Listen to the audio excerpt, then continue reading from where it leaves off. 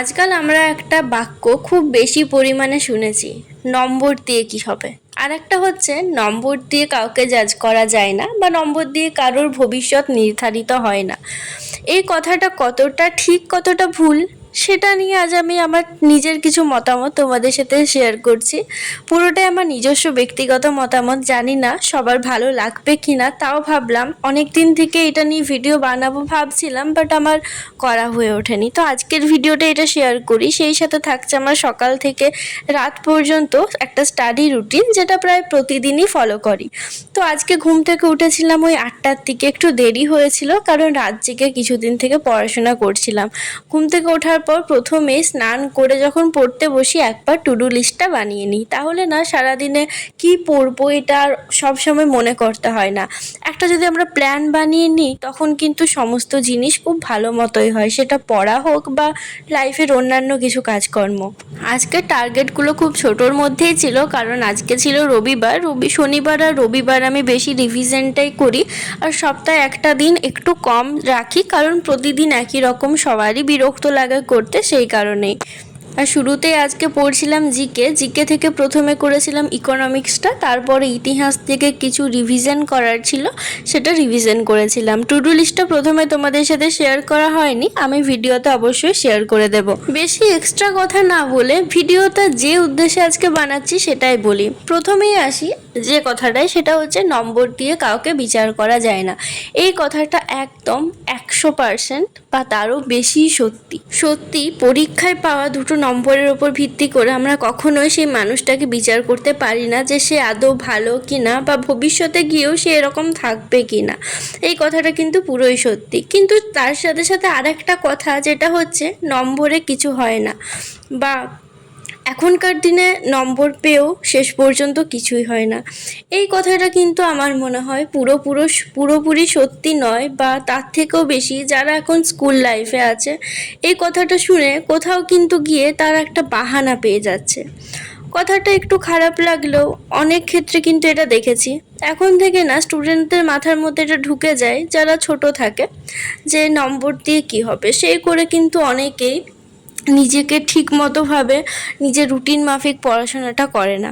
যখন আমরা ছোট থাকি তখন কিন্তু আমাদের অত বেশি কোনো লক্ষ্য থাকে না, তখন একটাই গোল থাকে যে পরীক্ষা আসছে, পরীক্ষায় ভালো রেজাল্ট করতে হবে। কিন্তু যখন মাথায় ঢুকে যায় যে রেজাল্ট দিয়েও কিছু হবে না, তখন কোথাও গিয়ে কিন্তু সেটা অনেকটাই কম হয়ে যায়।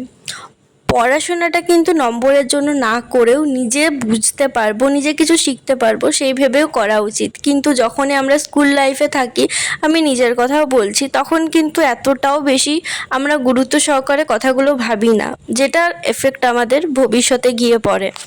ছোট থেকেই আমরা যদি অমনোযোগী হয়ে পড়ি, ছোট থেকেই যদি এই কথাটা মাথার মধ্যে গেঁথেই নিই পড়াশোনা দিয়ে কিছু হবে না, নম্বর দিয়ে কিছুই হবে না, পরীক্ষা দুদিন আগে একটু পড়ে পাশ করলেই হবে, সেই জিনিসটা কিন্তু একবার যদি মাথায় ঢুকে যায় সেটাকে মাথা থেকে বের করা কিন্তু অনেক বেশি চাপের। আবার এমন অনেক স্টুডেন্ট আছে যারা পড়াশোনায় ভালো নাম্বার আনে, ভালো রেজাল্ট করে, কিন্তু তখন তাদের গিয়ে কোথাও একটা ওভার কনফিডেন্সের মতনই চলে আসে, আমি প্রতি বছর ভালো করছি, আমি এখনও ভালো করব, বা কোথাও গিয়ে একটা আত্ম অহংকারের পর্যায়েও অনেকের চলে যায়। তখন আমরা গিয়ে দেখি সেই স্টুডেন্টটা কিন্তু বড় হতে হতে আগের মতো আর অতটাও থাকে না। আবার অনেক অ্যাভারেজ বা তার থেকেও কম স্টুডেন্ট আছে যারা পরে গিয়ে কিন্তু কামব্যাক করে। তখন কিন্তু তাদের মাথায় এটা চলে না যে পড়াশোনা দিয়ে কি হবে বা নম্বর দিয়ে কি হবে, তখন কিন্তু তারা চায় একটা পরীক্ষা ক্র্যাক করতে, সকলকে দেখাতে যে সেও কিছু পারে। এই জিনিসটা আমরা যখনই বুঝতে পারবো তখনই কিন্তু আমরা ঠিক ডেফিনেশনটা বুঝতে পারবো যে নম্বর দিয়ে আদৌ কিছু হয় কি না। আমার বলার দুটোই শুধু উদ্দেশ্য, যে নম্বর দিয়ে কাউকে বিচার করা যায় না, নম্বর দিয়ে কে কত ভালো মানুষ বা কে কত উঁচুতে যাবে সেটা বিচার করা যায় না। কিন্তু এই জিনিসটা যদি ছোট থেকেই মাথাতে গেঁথে যায় তাহলে কিন্তু সকলেই পড়াশোনাতে একটু হলেও অমনোযোগী হয়ে পড়বে। আর ছোট থেকে এই জিনিসটা শুনলেও যাদের মেন উদ্দেশ্য সরকারি চাকরি, যখন সে পড়াশোনার গণ্ডি পেরিয়ে মানে স্কুল লাইফ ছেড়ে যখন সে কম্পিটিটিভে আসবে, তখন কিন্তু এই নম্বরটা সব থেকে বেশি ম্যাটার করবে। কম্পিটিটিভ লাইনে তো জানাই আছে সকলেরই, মাত্র 0.05%-এর জন্যও কিন্তু একজনের সিলেকশন হয় না, সিলেকশন লিস্ট থেকে আমরা বাদ পড়ে যাই। তখন গিয়ে কিন্তু এই কথাটা একদমই প্রযোজ্য নয় যে নম্বর দিয়ে কিছু হয় না। সত্যি বলতে এই পরীক্ষাগুলোর এক একটা নম্বর কিন্তু অনেক বেশি গুরুত্বপূর্ণ। দেখবে অলিম্পিক বা কোনো গেমে যখন কিছু রান হয় তখন কিন্তু যে ফার্স্ট হয় বা যে থার্ড হয়, হয়তো কয়েক সেকেন্ডের যে ব্যবধানে কিন্তু ফার্স্ট সেকেন্ড থার্ডটা নির্ধারিত হয়ে যায়। আর এই কম্পিটিটিভ এক্সামগুলোতেও কিন্তু সেরকম সময়ের মতো মাত্র 0 কিছু নাম্বারের জন্যই অনেকটা হেরফের হয়। এগুলো ডিপেন্ড করে র্যাঙ্কের ওপর, আর র্যাঙ্ক করতে গেলে কিন্তু ভালো নম্বর চাই। একটা সময় আমরা বিশেষ করে অনেকে আমরা এরকম ভাবতাম হয়তো যে নম্বর দিয়ে কি হবে, পরীক্ষায় পাশ করলেই হচ্ছে বা কিছু, কিন্তু এখন বুঝতে পারছি কোথাও গিয়ে কিন্তু নম্বরটা ম্যাটার করে। এরপর অনেকে বলবে যে মাধ্যমিক বা উচ্চ মাধ্যমিকের নম্বর দিয়ে তাহলে কি ম্যাটার করে, উচ্চ মাধ্যমিকের নম্বর দিয়ে বা মাধ্যমিকের নম্বর দিয়েও কিন্তু অনেক কিছুই আছে।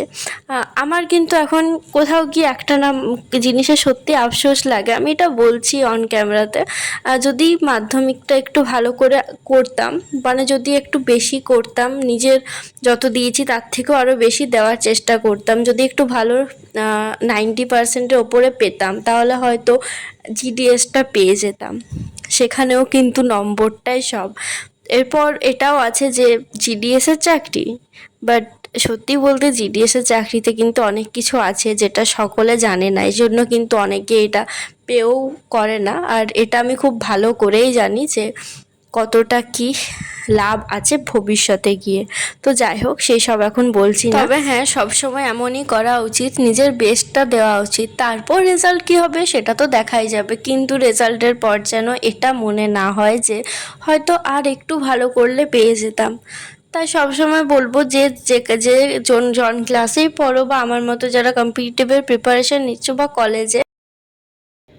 তো ভিডিওর ক্লিপটা শেষ হয়ে গেল, যেটা বলছিলাম, আমরা যে যাই করি না কেন সবসময় নিজের বেস্টটা দেওয়ার চেষ্টা করো, যাতে রেজাল্টের পর কি মনে না হয় যে আরেকটু ভালো করলে ভালো হতো। আর যারা স্কুলে আছো তোমাদের বলবো, প্রথম থেকেই কিন্তু এইভাবে মাথাতে ভেবে নিও না যে রেজাল্ট দিয়ে কি হবে বা পড়াশোনা করে কি হবে। একটা সময়ের পর গিয়ে যখন রিয়েলাইজ করবে তখন হয়তো পারবে, কিন্তু সময়টা একটু এক্সট্রা লাগবে।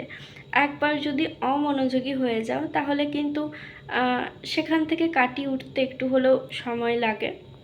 তো আমি জানি না আমার কথাগুলো কার কেমন লাগলো, আর আমি নিজে ঠিকমতো হয়তো বলতেও পারলাম না, কারণ তোমরা জানো আমি আনস্ক্রিপ্টেড ভিডিও করি। স্ক্রিপ্টেড ভিডিও করলে গুছিয়ে বলা যায়, বাট আমার ওটা না অতটা পোষায় না, নিজের মনে যা আসছে আমি সেটাই বলবো।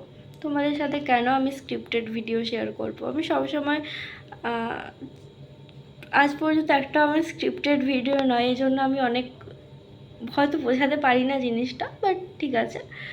আর যদি আমার কথায় কারোর কিছু খারাপ লেগে থাকে তাহলে সরি চেয়ে নিচ্ছি, আমি কাউকে পার্সোনালভাবে কিছুই বলিনি। আর তো ভিডিওটা আজকে এখানেই শেষ করছি। এখন বাজছে 1:30, ভিডিওটা এডিট করছিলাম। 10 মিনিটই লেগেছে এডিট করতে আজকে। আমি তো সেরমভাবে কিছু করি না, জাস্ট যেটা ভেবেছিলাম আজকে যে টপিকে ভিডিও বানাবো। আর তোমাদের কি মতামত অবশ্যই কমেন্টে জানিও। তো গুড নাইট, ভালো থেকো, খুব তাড়াতাড়ি অন্য একটা ভিডিওতে দেখা হবে।